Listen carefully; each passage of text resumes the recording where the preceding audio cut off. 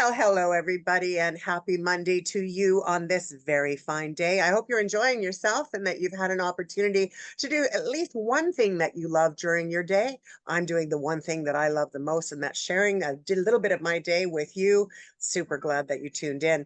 On today's episode of Act Three, by the way, I'm your host. I'm Kathy Holmes. I thought you might want to know that. Act Three is the program. And on the show today, we're going to talk about being our authentic selves. You know, I love that topic.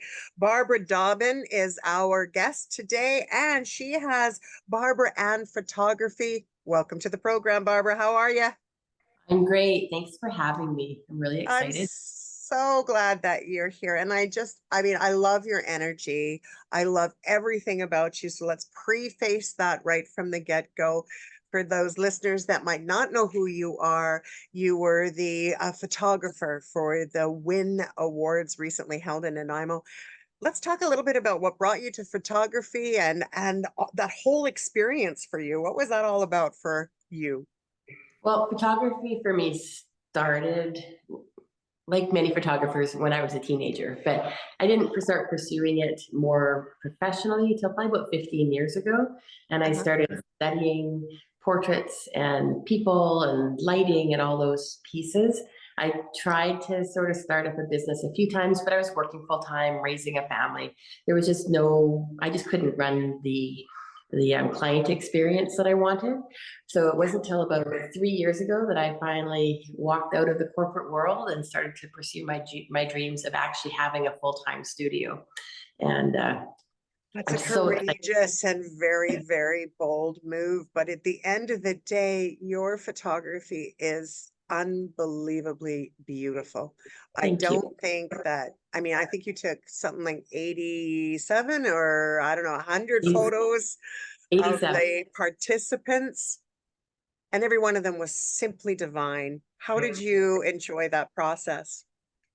It was it was scary going into it. I knew I it's something bet. I wanted to do, Yeah. but then I had a couple of quick roadblocks come up in terms of timing. I had a hysterectomy surgery scheduled in the middle Oh of my gosh. my time I had allotted to do it. So that left me with 3.5 weeks to schedule and photograph all 87 women in the way I wanted to do it, which wasn't just come in, sit down, snap a photo. It was really creating a portrait of each person that they loved. And it flowed. I felt it was meant to be because as I phoned people to get them in, and I'd find out what days they were available, everything just worked together. Everybody was able to get a spot. I didn't have overlaps or people who just couldn't make it. Everybody that wanted to be here was able to get in, and I scheduled them for between half an hour and an hour each, and I was able to still maintain all of that. So Which is a huge, huge endeavor. There's no question about that. But the brilliance of your work is that it was more than just, you know, taking pictures, as you said. It was about captivating the personalities of each of these individual women, who in many cases, I know in our case, I had met you for a few minutes briefly prior to us coming together. We talked a little bit for, you know, just to sort of get a little bare bones of who I was, and noting that you did that with everyone. But it was such a treasure to be in your presence because you really did make everything so easy and so comfortable and engaging. And so I just think that your style was impeccable, and your ability to pull personalities through people's eyes right out into each of those photographs was simply marvelous. Like truly a talent that you have. thank you. I appreciate that you can see all of that because that's my why. You know, every time I've taken a photo of a woman, and most women don't enjoy having their photo taken, and that this group of women was no different than that. Have them come in and say, I hate having my photo taken, but I'm going to trust you, and then to create a photo that they chose as one that they loved. Um, that's it changes a woman's life, and I need that in my life, and that's why I made the jump from corporate to pursuing this full time, because I can continue to impact people on that one-on-one basis and show them back pieces of themselves that are there, but they may have kind of forgotten and lost in the shuffle of looking after every single other person in their life. So, oh, Yeah, and I think that that's, that's part of what women do, right? We are most of the time really concerned over our families, our jobs, our kids, our, every responsibility underneath the sun. And so, really taking the time to do a little self-care. And honestly, I felt that that's what we were doing while we were in your presence is, yes, you did position us in ways that weren't always comfortable. I know I remember sticking my neck out so that I would have less of a double chin, which I might add was a very good thing. A very, very good thing. For those that are listening in their cars right now, I'm sure you're laughing because many of you know what I'm talking about. So you have to put yourself in this, I think about selfies, right? And I've always got the camera like over so that again, it gives your very best self. But again, going back to the photo, despite having these awkward moments, it allowed, in your presence, you were allowed to actually see these swans bloom. The Women of Influence Awards was a huge success for all of the women who participated. But it really takes people like yourself. And I know that recently you also spoke at a women's function about being authentic and our authentic selves. So tell us a little bit about how that came about and what does authenticity mean in your world? so the Nanaimo Women's Business Network has just resurrected, and I had already reached out to them saying, "Oh, I'm interested in being a part of the group as it gets running." And then there was a bit of a timing with the person that had originally asked to be a speaker, just because the person was just so busy, and Yeah. so they asked me if I would be willing to come and speak, and I was like, "Absolutely." I had about a week and a half, so then it was like, okay, one of my goals this year is to speak more about the things and the values that I have. But I had to go and figure out, what am I going to talk about for half an hour to this group of businesswomen that's going to mean something to them, Yeah. but also is a foundational part of who I am and what my business represents. So I looked at a whole bunch of different topics, and I came across authenticity, and I was like, embracing authenticity in business. I'm like, I can do something on that. So I spent a week and a half putting together content and then adding things from my own life and stories to bring that to life and share it. Um, because in my view, authenticity is what your clients are looking for. They want to know that you are being honest, straightforward, transparent with them. And Yeah. in my case, as a portrait photographer, I want my clients to be authentic with me. I can't give them the best photos they've ever had of themselves if they don't give me pieces of their true selves.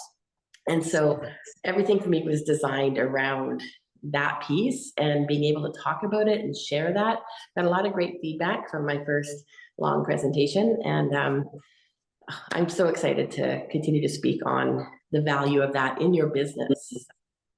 Well, I think that anytime we show up fully, we are allowing the best of ourselves to come out. And sometimes that means showing up when we're bruised, right? Mhm. Sometimes it means we show up when we don't want to, or we show up, we've been up all night because our kids have not been able to let us sleep. Somebody is sick or somebody is, going through stuff. Or there's just any number of different obstacles in the business of everyday living. And so while we don't dwell on a lot of those things when we're in the workforce, it's really important that we show up at the office really being ourselves. I had a great conversation recently on one of our other programs with Julie Rushton, who talked about menopause in the workplace. And what was so real about it is that we all have these brain moments where we can't recall, like, what was it I was just about doing, or what was I going to say? And so then, of course, we have this feeling of, oh my God, I'm a fraud. Like, I can't believe that I did that, right?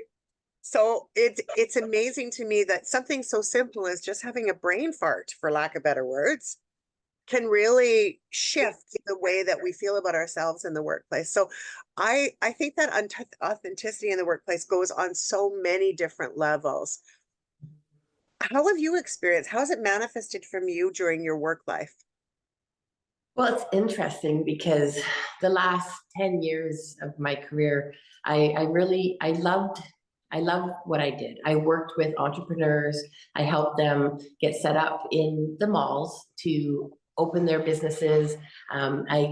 Because I had an entrepreneurial background, I was also able to meet them at their place of being an entrepreneur and provide them with some guidance and ideas and suggestions for their businesses. Sure. And Yeah.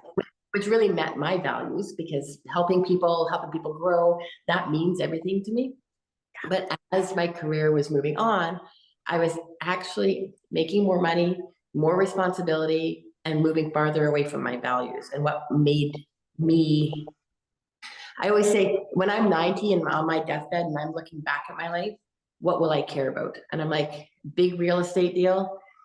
I like it now because I enjoy, pulling things together and succeeding. But when I'm 90, I'm not going to care about that. I'm going to look back on some of the entrepreneurs that I helped. I had the butterfly effects, right? I had an entrepreneur I worked with. He just did a Christmas setup every single year, but the profits from that money, he took back to Nepal and built schools for children with them. And so as I helped him build business, I'm like, that when I'm 90, I will care about that. I didn't build schools, but I helped that. And that matters to me. So as I realized I wasn't able to give people anymore what I value, which is one-on-one help and development, that I needed to make that change again. And this field, I've had women come in who just, they've forgotten who they are. And they haven't even seen a photo of themselves when they leave the studio, and they're already holding themselves taller. And it's not about the photo. I mean, it is after, when they come back in and they cry because they didn't realize that they can be seen as beautiful and they just kind of forgotten, but that they now feel seen, valued, worthy. And I love that. I love that. I need that in my life. So yeah. And you build that kind of energy builds on to other things. And you're quite right, because I think that very often, I can think of a few people in my life that are incredibly beautiful people, and they just don't see it in themselves. Right. They're so busy on the run doing things, and that the concept of them feeling beautiful for a moment is just, it's a barren feeling. And so having the opportunity to have that rebirthed, and I think that that's what you do in your studio, is it's that rebirthing of our authentic self that comes out, that with a little bit of kibitzing and a little bit of music and a little bit of fun and a little bit of stuff, that people can just let loose and be who they actually are. Well, what I really loved about the Women of Influence portraits was, I do a variety of different portraits. I do full-on glamour. I do transformative portraits where we do full-on hair and makeup for our clients. We do extensive wardrobes. We do a really magical celebrity style experience. But I also do what we call unfiltered. And so the Women of Influence portraits, each person I guided them to pick 2 outfits from their wardrobe, not to go out and buy new ones unless they really wanted to. That's part of who they are. It was something casual, something dressier, bring those in. We did not, there was 2 people who chose to do hair and makeup. They wanted it added on. Somebody had some sight issues and she just didn't want to do her own, because obviously that was a hindrance for her. We didn't want that to happen. No, of course. So being able to capture all these women in portraits of themselves that they love, in outfits they already own, doing their own hair and makeup the way they would do it every day, that, as far as a boost of self-esteem especially, is incredible. And I love being able to offer that to people. So I'm going to flip the narrative just for a second, because I truly do believe that in order to be able to give that to somebody else, you have had to feel that yourself at some level or another. Who was your mentor? I have many mentors, depending on which aspect of my life that you work with. So, but photography specifically would actually be Sue Bryce, who started the portrait system, the Portrait Masters. She's absolutely incredible. She's moved away from that. She's actually doing an entire workshop just on self-value now. That's her 100% focus. So 100%. 10 years I mentored under her specifically for those types of pieces of my business. So did you have your pictures taken by her as well? No, I haven't, but Okay. I have stepped in front of the camera with some of my Yeah. other peers. And it does, and I've done boudoir with one of my other peers, Yeah. because if you don't do it, you don't, no matter how much you might think you understand, you don't understand your client's perspective. And yeah, it was great. And actually, that's what I was getting at, is it's true. That's where the understanding comes from. I mean, not in every part of our life, we don't have to experience everything in order to get a take on it. But there's something to be said about lived experience and understanding from another point of view. I have to tell, I've never had a birdwatch picture taken. I don't feel comfortable with the whole concept of it. And I would imagine that that's like, how do you help a woman feel comfortable in that environment? Well, I have to start with saying that my boudoir experience that I offer is not the same as everybody else's boudoir experience. Sure. So for Sure. many of my clients, boudoir doesn't even mean taking off all your clothes. Right. It's finding that sensual piece of somebody, and it can just be a matter of a dress with the shoulders showing. It's in my studio. I try to create a safe space where people can, you know, see themselves and feel themselves. And the photos that they capture aren't for their spouse. They aren't for a boyfriend. They aren't for anyone but themselves. And Exactly. and so yeah. I think that that's a key point. I think is when we're taking pictures for ourselves, and if we happen to share those pictures with other people in our life, that's another story. But the actual creation of that photo is a very individual process, and it's meant to be a personal, like it's meant to be for you, right? I mean, I remember when I was a lot younger, I spent a lot of time in front of a camera, and I still do spend a lot of time in front of in front of a video camera with Act Three on now Rogers. But at the end of the day, even though I've spent a lot of time there I have a lot of insecurities, and I know that when I come to a place where I'm not familiar with the person, it's not so easy to let myself be authentic, pardon the buzzword in that case, but it's hard to be that way because you don't really know that person very well. So, what would you say to people that are nervous about giving something a try that they haven't actually done before, but they might be having a few reserves about, taking things to the next level? Well, the first thing is nobody sees them but you unless you want to share them. So that safe Very space important. is really Yeah. important. And we have lengthy, you don't just walk into my studio and meet me for the first time when you choose to do. And a lot of people say, oh, they're not interested in adding that onto their session, and then they show up with pieces anyways. Because it's you don't have to make up your mind ahead of time. Like I have people who come in for branding and they're like, I do have this. Can we? And I'm like, absolutely. Let's go for it. Or, um, and if you come in and you decide it's not for you, that's okay too. Some people Exactly. might decide that, you know what, another time. And yeah, there's it's what you want for it. And you start clothed. And if you, it surprises me how many people who are really shy, a couple more minutes in, and all of a sudden they're like, whoosh, whoosh. Woohoo.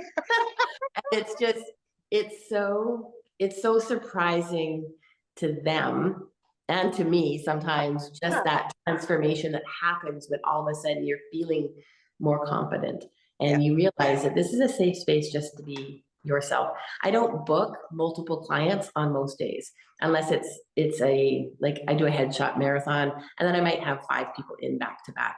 But most of my sessions are one person for whatever portion of that day that they need. We lock the door, nobody can walk in, and it's up to you. And yeah. Yeah, I love that. I love the idea that you have the opportunity to get to know somebody and let them actually drive the decisions moving forward, whether or not they do or they don't. There is their own comfort level in the moment. And you're right, it could change moment to moment, right? I know, I know that when I start to have a lot of fun in front of a camera, which I did when I was with you, I really started having fun with it, and it happened very quickly. We did have the luxury of an hour together. It felt like 5 minutes, but it was really a lot of fun to be able to sort of, put on put on different clothes. Yes, they were my clothes, but at the end of the day, it was a different attitude that went with each of those pieces, right? So speaking of attitude, I'm curious about the attitudes that, or the nuances that you bring to the table. Like when you encounter somebody that's a little bit more trepidatious, how do you give them that sense of comfort? Are you aware that you possess that? Um, I'm learning that I possess that. I mean, for me, it's about getting to know the person. So, I mean, with Women of Influence, we had a 15-minute call before I booked anyone in. So it was getting to know, who are you? Why are you being recognized? And then for some people, we had like an hour-long conversation as people started to open up about their stories and where they come Sure. from. And so people who were really nervous, and I remember with you, I was like, I'm going to schedule you for an hour just in case, because you're saying you think you're a bit more nervous. So let's just Yeah. give that extra time, build it in so we don't have Yeah. to worry about being stressed out. And then we have for my normal sessions, which we didn't do with the Women of Influence, we have a full 1 hour minimum consultation where we talk about clothing, looks, feels, what do you want to get out of this session? And again, it's about really, I'm curious about the person in front of me. And that didn't stop when people came into the studio. It's like people would start, I'd say, oh, we'll just do this warm up sort of exercise in front of the camera first. But then I'm asking people questions, trying to get to know who they are. And I mean, I loved how you blossomed. And your particular photo, which is literally just your head, is one of the most talked about photos that I had on display because you shone with joy and everybody can see that. And that's what I'm aiming for. You You need know to what? look. You give me shivers when you say that because when I see that photograph, I see the 5-year-old self in me. Believe it or not, that for me is it. It's the Cheshire grin of a little girl going, wow, this is so much fun. And if you take a photo that I have as a child and you put it beside, you can see the same person, which I thought was brilliant that you were able to pull that off because I don't think I think that's a feat in itself. Considering the fact I'm a long way from being 5 years old, it's been a while. I'm a lot older than that now. So, to be able to pull that out was truly a joy. So I'm thankful for the compliment. Thank you.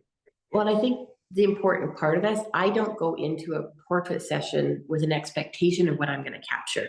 I Sure. start with kind of some basic poses. And even with that, it's like, okay, which piece of furniture speaks to you? And we'd start with that. And I even had somebody tip over a chair upside down because they think outside of the box there. So let's just do something completely different and try to, Absolutely. Yes. who are you? This is about you. And people would say, oh, help me pick out this photo. I'm like, I can't. You're taking this photo home. I don't want you to have any regrets on the photo you pick. It's not which one I think is the best because I might be looking at technical things and you're looking for yourself. And that's what you have to live with forever because I believe in print. So you're going to take this home, you're going to put it up somewhere, and you need to love it. Yeah, I'm with you on that. And I most definitely believe that there was a lot of love in the photos that were taken for sure. And I think not only for myself, but for everyone else that participated. I can think of a few people. I won't name names here as I haven't got their permission to do so. But there were a lot of incredible people at that event and some beautiful pictures that followed suit. Um, it is a great time though. It's a good segue. I like to tell people to go get a piece of paper and a pen, right? So that they can go check out your website and all that good stuff. So let's give a little bit of a station identification when we come back. Then we'll start talking about getting people coming to you, I hope, so that they'll try out such an extraordinary experience. If you have just tuned into Act 3 on CHLY 101.7 FM, I am so happy that you did. I hope you're happy too. In the Zoom booth with me today, I have Barbara Dobbin. We're talking photos, and authenticity as well that comes out of those photographs. It's funny how we can look at ourselves in the mirror and see one thing. The camera can actually see something entirely different. And so Barbara Ann Photography is here today to talk about all of those wonderful things. And I have to tell you from my own experience, it was so grand. So go get a piece of paper and a pen while we're talking. I just got a couple of things to share with you as well while we're on this bit of a station identification. If you miss part of this episode or last week's or next week's and you want to find out where we are, by all means, check out our YouTube station. All of the radio broadcasts that we do are on the YouTube station. They're also heard on iHeartRadio and Spotify. So do make sure that you tune in to us wherever you are and wherever you enjoy your podcasts. Act 3 will be there for you, and we hope that you will enjoy the programs that you see. I also want to remind everybody that we are about to go into season 3, episode 3 of Act 3 on now the Rogers Network. We're very excited to be filming very, very soon. And so our next episode will be coming out. Please make sure you check us out. It's on 4 times a day, Vancouver Island wide. I got to tell you, that's pretty cool. And we do look forward to sharing with you all kinds of wonderful things from our community as well. I do remind everyone as well, it's not that far away from the 21st of March, which is the first day of spring. Of course, wonderful things happen in the spring. We get to try things new and explore wonderful moments outside, but there's still a lot of people that are cold, that are isolated, that might need a little bit of extra support. I encourage you, if you can, to share your unwanted but loved coats, jackets, boots, whatever that might be, to your local charity, whatever favorite one that you have, to ensure that some of the people in our neighborhood who might be still a little bit cold, that you're taking good care of them as well. So once again, I return us back to the program. I'm Kathy Holmes. I'm your host on Act 3, and in with me on today's Zoom booth is Barbara Dobbin. She's with Barbara Ann Portraits. Welcome again. Welcome back to our conversation. I love you so much. I always enjoy the time that we have. You just bring such joy to the conversation. And I believe that when you do what you love every single day, as cliche as this sounds, you never work a day in your life. Is that how you feel now? It is. And it's so funny because people ask me what I do for a hobby. And I'm like, this was my hobby. So now what do I do? I love Exactly, right?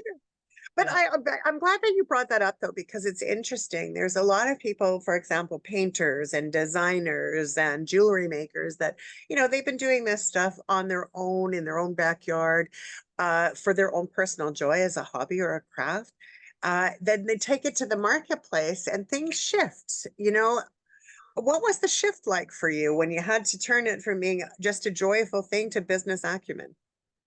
Well, I have a background in business, so that part was better for me than it is for a lot of other people, especially going into Sure. the creative arts, right? So, but it was, in all honesty, I realized when I first gave up my job, when I was jumping into doing this, that I was actually suffering from some burnout. And I realized that as I went back over the year before that, I was like, oh, the job that I was working, the business sold to another company. We didn't know if we were going to have a job. And then it was getting hired onto the new company. And then it was, oh, we have to build this new part from scratch and set up everything because the new owners were coming in from another country and there was no template for their business. So that was stressful. And then there was all this other bits and pieces. And then I changed jobs because I was offered something bigger and better. And I thought, oh, this is great. And then again, and then my mother passed away. And then this was all on the tail end. Like this was a year or two of COVID. So we're talking back in beginning of 2021. And so there was also all the stuff to do with COVID had happened in that year as well. And I was like, I quit my job to do this and I started working on all the back end things, the customer relationship management software, all those things. And I was like, I'm having trouble focusing, like getting things at my level of what I'm used to accomplishing.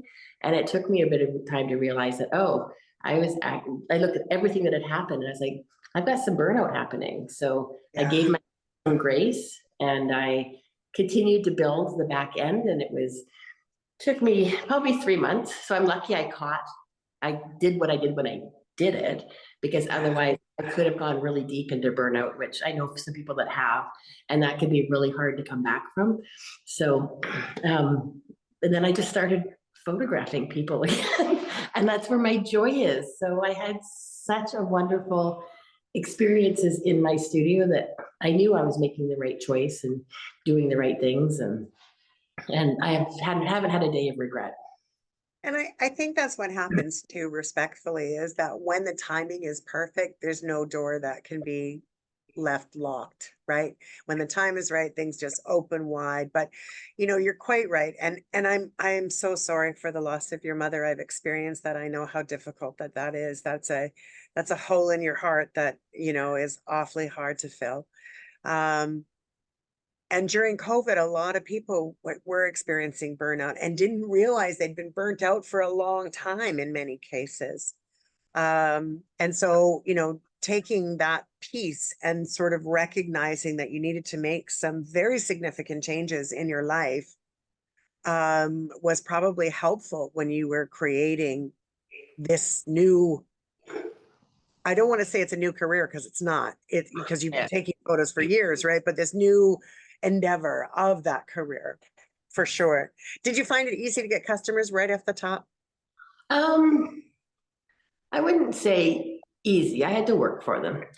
Sure. But every time I met somebody, they were excited to come in to my studio, and word of mouth definitely helped with that as well. Yeah. Referrals, because once you've been in and you've had that experience, you understand the value of it. And so it's like, oh, I need to get my mom in here. Oh, I need to get my sister in here. Oh, I need to get my best friend in here. So Yeah. true. And I would imagine that part of it, just the referral basis alone, because everyone that I have spoken to, because I didn't know who you were when I met you at all, but you knew some of the people that I know and love deeply. And so it was really easy to check in on and go, hey, what about this barber chick? Like, what is she any good? Is she truly what she says? And everybody I spoke to was like, oh man, she's amazing. Like, you have to meet this woman. She is like kind beyond kind. She's just got this. And I was like, oh, I feel safe already, knowing that I was able to be referred as well by some of my friends who already knew of your work and had taken photos with you. But I want to go back to that authentic piece, right? And knowing that this is where you are. I think part of being authentic is understanding that businesses come up and down and up and down, and they take a while to adjust. How do you deal with the roller coaster of a new business after COVID? I grit my teeth and hold my fist tight, and I just keep moving forward. And there was a point in the fall where definitely things tapered off a little bit. Sure. And you're, especially as a new entrepreneur with all the expenses that go with running a business, you're like, you question, Oh do my I God. do Oh I my take God. a Yeah. do I take a part-time job just to make sure that I can make my expenses? But then it's like, but if I do that, then I'm not advertising, I'm not talking to people. And so I just had to trust myself, keep pushing forward, and everything worked. But yeah, that fear comes up because, we have bills to pay. We have families that rely on us. And it's like, but you have to trust in yourself. And I chose to lean into it more. And yeah, I'm very happy I did. So Yeah, no regrets, no regrets. We've talked a lot about women and women being, I want to say your muse almost. But yeah. do you photograph men as well? Do you do corporate type work? Like what does that all look like for you? I do some branding. I don't tend to do the go into a business and photograph 100 Sure, faces. sure. Doesn't bring me value. There's a better photographer in town for that. He's set up for it. And we work great out in the public. Yeah, We have a strong relationship with a few photographers on the island too. I can refer people to as well. yeah. I definitely, I get men who come in, and my favorite part is I go to their company websites and I'm like, my photo on that page is the best one. So I know if people are like, he looks more professional and pulled together than everybody else does. So, Yeah. which is my goal, right? I want my clients to be more successful than everybody else in their field. So, yeah. Well, I can honestly say that the extra touches that you have are really quite wonderful. They're very, I'm sorry to say this, please don't take this as the wrong way. It's a compliment, believe me, is you have the old-fashioned touches. So everything from your brand on the back of the photograph to authentically done by you to a little note card to like your follow-up is exceptional. Like everything about everything about the way that you do the presentation of your work when it's all said and done is exquisite. So, and honestly, Act Three isn't about promoting or being an advertisement. So if this is starting to sound like an advertisement to our listeners, that's not the intention in any way, shape, or form. I'm not that way. A Chili's not that way. That's not how we operate. We just want to share with the goodness of what's happening within our community. And so if I do start to sound like a commercial, I am honestly not trying to.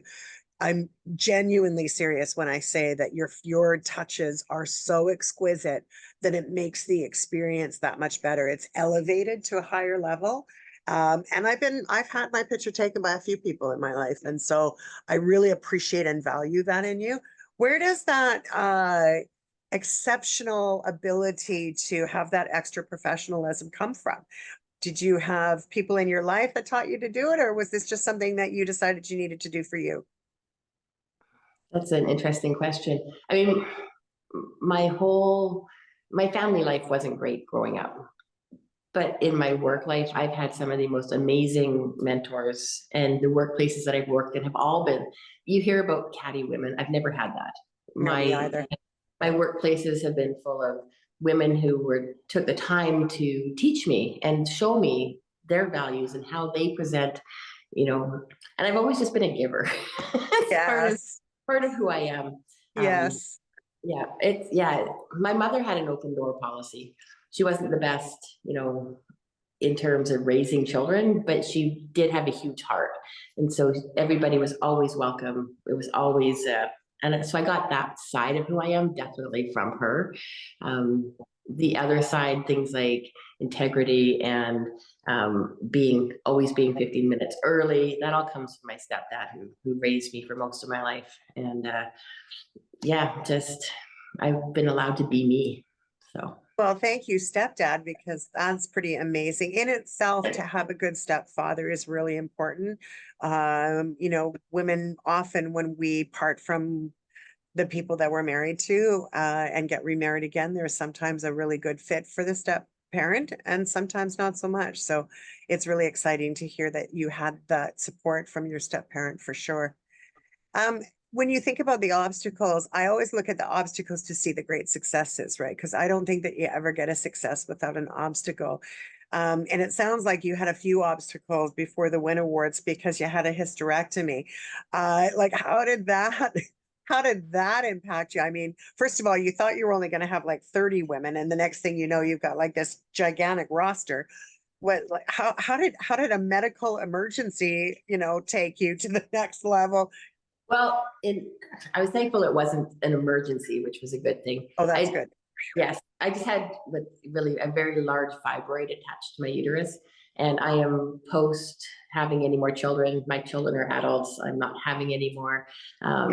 So the decision to they left my ovaries in, so I don't have to go through the menopause suddenly. But the rest of it, like, I can move again. I know I didn't know what it was until they, and then all of a sudden it's like, oh, and now I can, like, some of my motion of like getting up and down and walking had definitely over the last few years had been hindered. So that opened up me to be able to be physically healthier again. So I'm very thankful. And the recovery for that for me was the whole, best case scenario. I had no complications. It was just time out of my work life to be able to, to do that. So I'm thankful because I know a lot of women the last couple of years who've had to have hysterectomies due to medical emergencies. I've had women come through here who have cancer diagnoses and want to have their photos captured before they potentially have a serious change in their body, like having a breast removed. I've had women who've had open heart surgery and have these big, huge, massive scars down their chest that they feel uncomfortable with. And it's helping them re-identify with themselves to accept their new reality. And I don't even remember how I got onto that part of the topic. No, but I'm glad that you did. I really am, because there's something to be said when a woman identifies in a sense. That's why we're talking about authenticity today, right? When we identify to be a certain way, and then we look in the mirror and we don't see that person any longer. That's a huge shift in our mentality, in our physicality, in like all things that are mental, spiritual. And we know that we have to look at those four quadrants of our self-care, spiritual, mental, physical, and our diet, to be able to figure out how we can best be ourselves. But when things come along like cancer, I mean, most of the people that listen to my show, I'm pretty transparent. I've lost most of my family to cancer, and there are some very important people in my life right now that are also suffering with cancer that, it's a devastating thing on women as a whole, whether or not you're a younger woman or an older woman. I lost my sister Colleen through leukemia at the age of 43.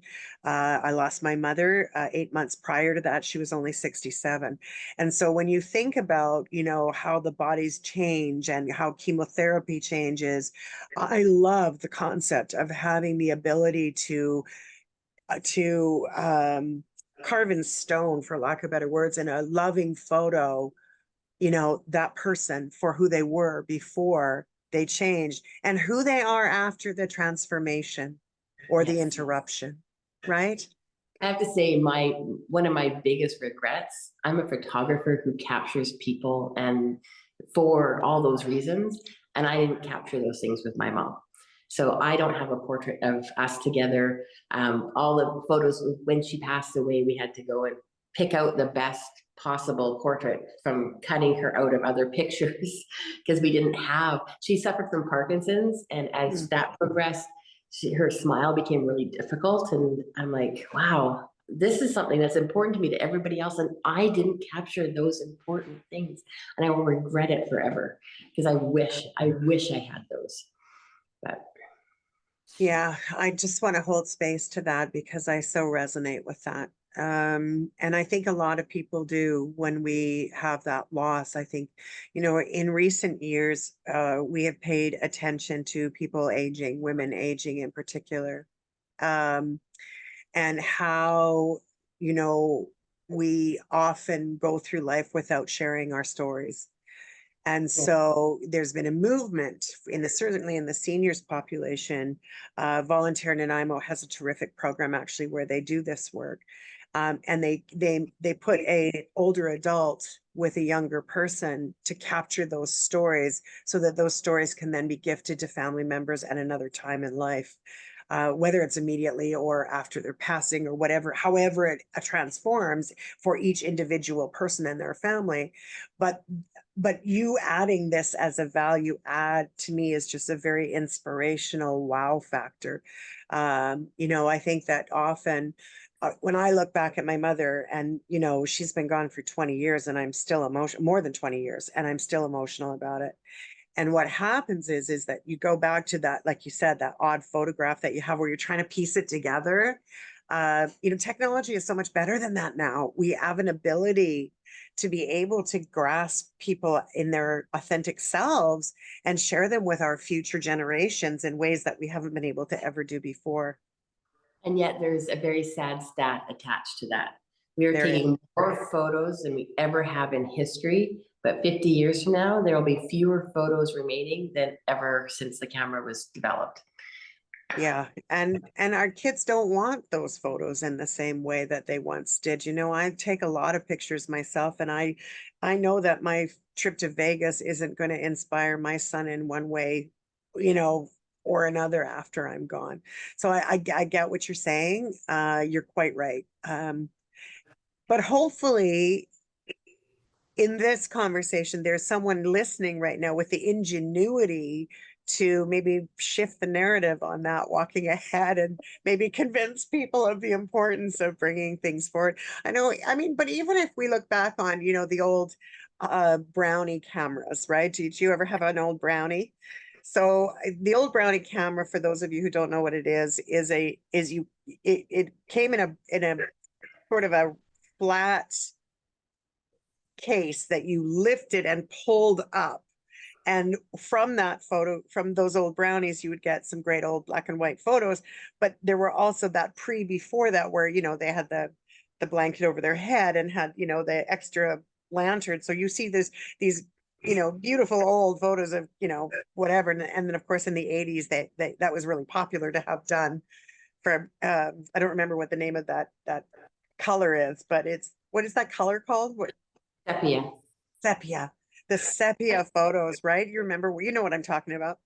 So those old Brownie cameras, they took these beautiful sepia photographs.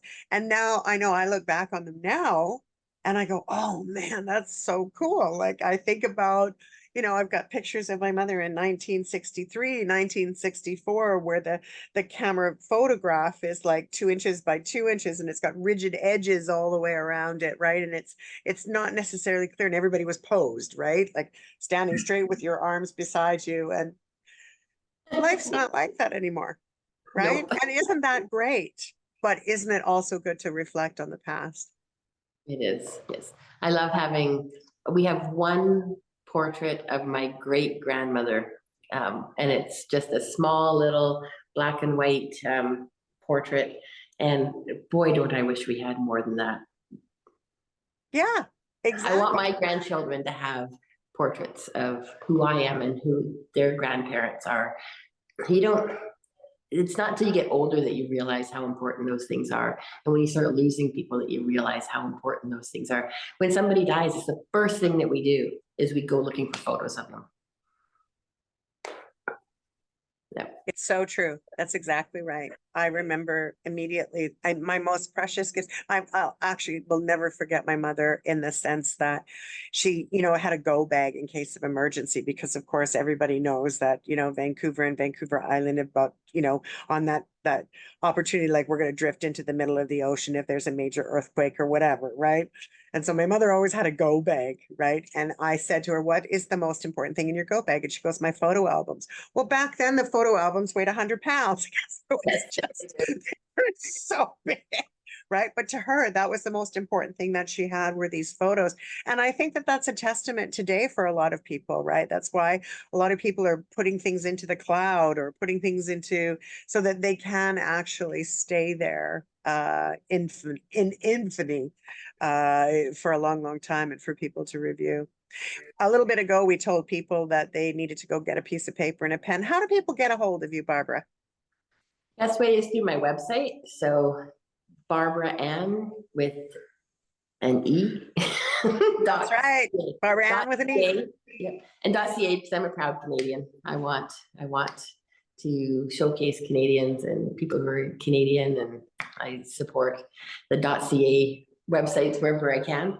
And yeah, and then Facebook, Barbara Ann Photography, again, Ann with an E. And same thing with Instagram, the exact same handle, Barbara Ann Photography. One of the things I loved about your website, and I hope that people will go check it out, is that you gave some really great instructions on how to, you know, like when you go to the website, you see all these beautiful pictures, and then you know, it's like a what do you expect and a what do you need to do, and like it's really beautifully laid out. Did you do your own website or did you have somebody help you with that? I did. I redid it like 4 or 5 times. It's hosted through GoDaddy. It's a drag and drop, but you can do too much. So I did too much. But one of the things also, like, because you would have received my my prep guide, which is Yes. attached to my website, but people can't get it unless they reach out to me because it's a hidden page. So Ah, information, yeah, once they reach out, and they don't have to book a session to get access to it, but they yeah. do need to send them the link to that. So Well, I have to say that guide is terrific. It just talks about colors and talks about, you know, what to expect and how to get the best out of that time with you. And I think that that's an extraordinary piece as well. So, you know, we've kind of talked a lot about some reasons why people should consider getting some shots taken. Um, but at the beginning of the hour, you said what your why was. You know, I had to figure out what was your why. I think that's a Simon Sinek quotation, is it not? there is one, yeah, he talks specifically about that, and I think that's where the language definitely comes from. So, what's your why? My why is being of service, like helping and making a difference for somebody else. And that could be as simple as being out holding a door for somebody. Like, I need to know that what I'm giving somebody, it doesn't come with expectations. It's just here you go. Can I leave you in a better place than I found you? And Yes. yeah, and that's my why. That's what makes me feel valued at the end of the day. And it's just creating a safe space. And my studio is very inclusive. I actually walked up to a couple the other day who were clearly part of the LGBTQ plus community. And I don't know what their pronouns are, so I'm just saying they. And it was like, please, have you ever been photographed professionally? I really want to photograph you. So, in inviting them to come into my studio, because I do create that safe space for everybody, however they identify. So I'm super glad that you pointed that out, because it's true. A lot of people that are in the community have a difficult time, feeling accepted. And so what better way than to be, again, your authentic self by meeting you and working with you if you come from I believe that it's just changed to 2S LGBTQAI. Now, forgive me, I know it's a lot of letters, and even within the community, it's a big conversation. But it's important that we are really aware that there are people that come to our community that are from all kinds of incredible, wonderful people with incredible, wonderful backgrounds, and identify in any number of ways. And so it's really important we're open to them. And I've had clients ask me, like, are you going to pose me as a woman because I don't identify that way? And I'm like, Yeah. no, this is about you. Well, you're gonna add eyeliner? Because they've had photographers do this. And I'm like, no, my job is to capture you how you are. I don't have preconceived notions of who that is. I discover it by having conversations with you. And I had somebody in here as well. And I'm photographing her because she does identify as a her. But I said halfway through, I said, I just want to be clear. I said, I'm seeing a lot of masculine energy, so I'm not putting you in my feminine poses. And she's like, absolutely, I am. You've got that right. But I do identify as a she. So I'm like, excellent. So I continued with the masculine poses because that was her energy. And having those conversations with my clients is really important. So then I wasn't just assuming. I'm like, I see masculine energy, that's what I'm capturing. But let's have that conversation and make sure I'm on the right path so that if I'm wrong, you have the chance to correct me first. So Yeah, and I love the fact that it's in the privacy of your studio, so that these are very intimate conversations that you have with people to identify what's right for that individual human. And I think that that's a very, very important skill to have. And I think communication overall is really important, and just being able to lay it out there in a way that's respectful, but does capture what people want. Because, if you're trying to take pictures of somebody who is clearly behaving in a different way than what we're posing on, then you're not going to get a good shot. exactly. You're not going to get a good shot. Who are some of, or do you have, I'm just out of curiosity, who are some of, I know you did mention your mentor for the last 10 years. Do you have some favorite photographers, not necessarily locally, but across the world, that really resonate with you in style, and for what reasons? One of my favorite photographers who I learned from, actually, I went to Italy and did a workshop there, and Matthew Jordan Smith came in, and he's photographed almost everyone. He's centered out of Japan. He's photographed yeah, everybody, like Oprah, everybody possible. But in his workshop, and what he was teaching us was there's a place and a time for rules, but don't worry about the rules. It's about the person. And it was sitting down and having those intimate conversations. Yeah. And I learned so much from him that did help transform how I felt comfortable in front of the camera with my clients, and opening up that space to be even more authentic, And he talked about imposter syndrome, and he's been in the industry for decades, and he still goes through imposter syndrome with all sorts of new things all the time. And I was like, so you just power through, you just keep doing what you love, and find the courage.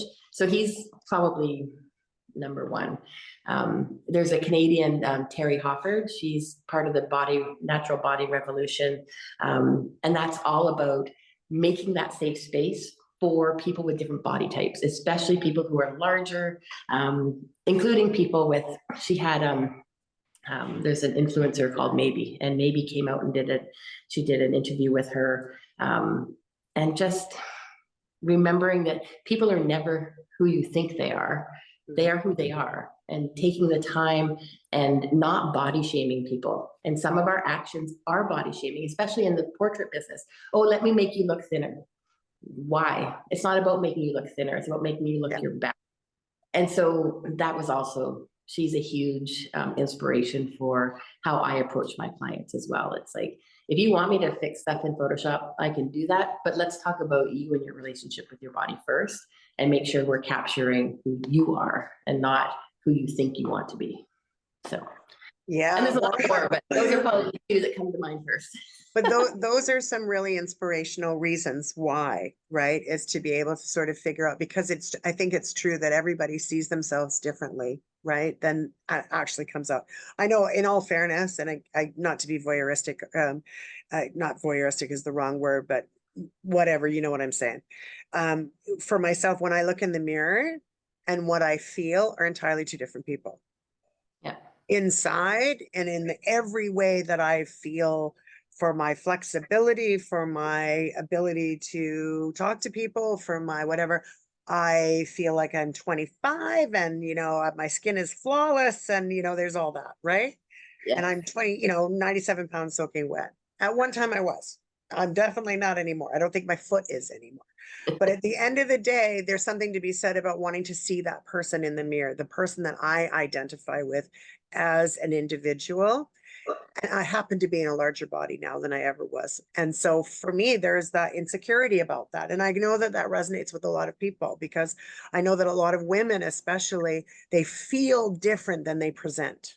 And so that's why I also think that you're so talented at what you do, is you're able to take that feeling that a person has about their inside self and make that the external photograph quite easily. Whether it's about, I don't know how much photoshopping you had to do, but it's been my experience with you that everything's been very natural, right? I did next to nothing on you, so your Oh, photo God was bless you for that. But that isn't my point. My point isn't that. My point is actually that the way that we are with each other, right? The way that women see each other is what it is. Yeah. So we're almost to the end of the program. I'm so sad because I feel like I could talk to you forever.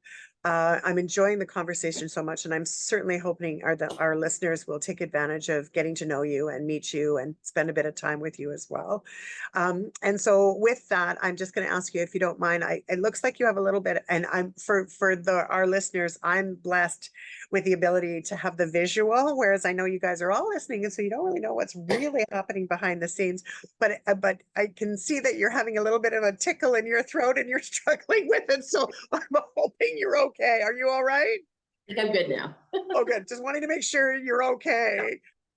Because I'd love for you to shout out again how people can find you, and then we'll move towards the end of the program. Yep. So my website, best place to reach me. You can just contact buttons all over the place there. So, and you don't have to reach out to me to book something. You can reach out to me to just have a conversation about, maybe you're not ready for a year or two. Maybe you want to wait till your 60th birthday or your 40th birthday, or, some other milestone. Have the conversation, get to know me and what it is that I like to do. But that's Barbara Ann with an E.ca. And then Facebook and Instagram, both are just Barbara Ann with an E, photography. You can find me pretty easily those ways. So wonderful. And for those of you that are watching us on YouTube, you're going to find her information in the chat box. So I'll make sure it's available for people. It has been a delight to have you on the program. Everybody knows my favorite part of the show is right now we have just about less than a minute, but to sort of go into it. But if you could give the takeaway, the walk away piece of wisdom, what might that look like for you? Other people think you're a lot more beautiful than you realize. That's my experience with almost every woman that's walked through my door. Wow. You're right. I think that's true. I think we all see beautiful people all the time. And very often those beautiful people may not feel as beautiful. I think that's a brilliant, brilliant takeaway. Some of the most beautiful women are the least confident in how they look. Yeah. That's so true. Barbara Ann, it has been an absolute pleasure to be with you today. Thank you so much for joining the Zoom booth and being on Act 3 today. I look forward to sharing your information a whole bunch. I hope that our listeners will take advantage and enjoy being having your picture taken by Barbara Ann Photography. Barbara Dobbin is the owner, and she is absolutely delicious, amazing in every way. It's been a pleasure to get to know you a little bit better. Thanks for being on Act 3. Thank you so much for having me. It's been such an honor getting to know you, and I appreciate all of it. Absolutely our pleasure. My pleasure indeed. All right, everybody, have yourself an absolutely wonderful Monday. Enjoy the rest of your day. And do make sure that you tune into Act 3 on Rogers. Check us out on our YouTube channel. And remember, CHLY 101.7 FM is a community station. And because of you and your dollars, we can stay on the air. So if you're thinking about giving us a couple dollars, we won't say no. We'd sure appreciate it. Have yourself a fantastic day, everybody. Bye for now.